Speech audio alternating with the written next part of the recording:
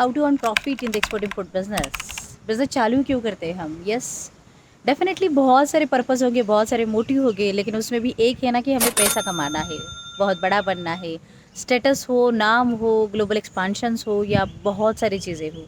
लेकिन सच में वो तभी मिलेगी जब हम बिज़नेस को अंडरस्टैंड करेंगे। So definitely you need to understand, you need to one thing in the business, like how you can earn the profit in the export import business.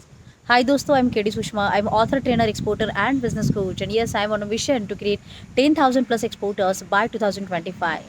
And because of that mission, yes, definitely we are doing a lot many things actually. So in the Global Fortune, we are organizing trade delegations, B2B meetings, networking, get together ho ya fir market development ho. So there are a lot many things. You can join to the Global Fortune, yes, if you really want to go global. Coming to the point, how you can earn the exporting profit in the export import business.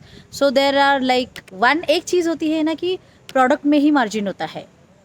तो जब भी हम cost calculate करते हैं, either you are a manufacturer, either you are a trader, so जब भी हम cost calculate करेंगे तो उस कॉस्ट में मतलब उसमें प्रॉफिटेबिलिटी ऐड करेंगे, 5% से लेके 50% तक हो या 100% तक हो, वो you add that profit and you can quote to the buyer, और फिर जाके वो निगोसिएशंस होता है और कुछ ना कुछ तो मतलब फाइनलाइजेशन होता है।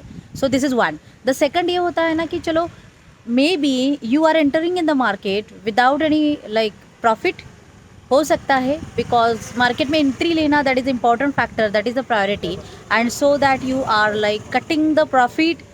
It is not about the losses, we can say, because I know that in the long term you will be in the profit. So that is why you are entering in the market, and this is one of the strategy for the business also. So for that, like कि costing में हम कैसे cutting कर सकते हैं? So definitely earning a profit, उसमें अगर एक बात है कि adding in the profit margin in the product, तो सेकंड में कहूँगी सबसे बड़ा इंपॉर्टेंट फैक्टर है, and if you work on that definitely you can never be in the losses. So the important factor is how you are cutting your cost. So cost में जितना हम cutting करेंगे, जितना हम मतलब न्यूट्रल करने के लिए आएंगे, जितना हम सिस्टम लगाएंगे, definitely the margin are there. So this is one of the important part in the business. You need to work on that how you can cut the cost in the business, in the product. So there are direct cost होते हैं, indirect cost होते हैं, fixed होते हैं, variable भी होते हैं. So उसमें हम कैसे कम से कम कर सकते हैं. So cost कट करने के लिए और एक बात ज़रूरी होती है, that is a volume. So you need to increase your volume of the business and definitely the cost will be cut there. सो ये भी एक बात है, लेकिन without increasing volume also how you can like incre cutting the cost and increase the profitability. So उसके लिए और एक बात है ना, दैट डज मैटर, लाइक हम रिसोर्सेज कितने क्रिएट करते हैं, ऑप्शंस हमने कितने क्रिएट किए हैं, हमारे पास लाइक अलग अलग कोटेशंस कितने आते हैं, एंड हम उसमें निगोसिएशंस कितने कर सकते हैं.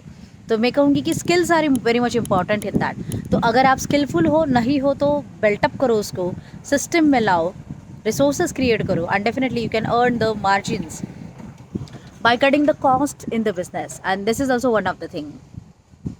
उसके अलावा भी आता है ना कि लाइक मार्केट का स्टडी अगर हम ठीक से करते हैं, so definitely that will add up the knowledge, like market में गैप कहाँ पे है, and if you can tap on that right gap in the market, definitely the profitability is there.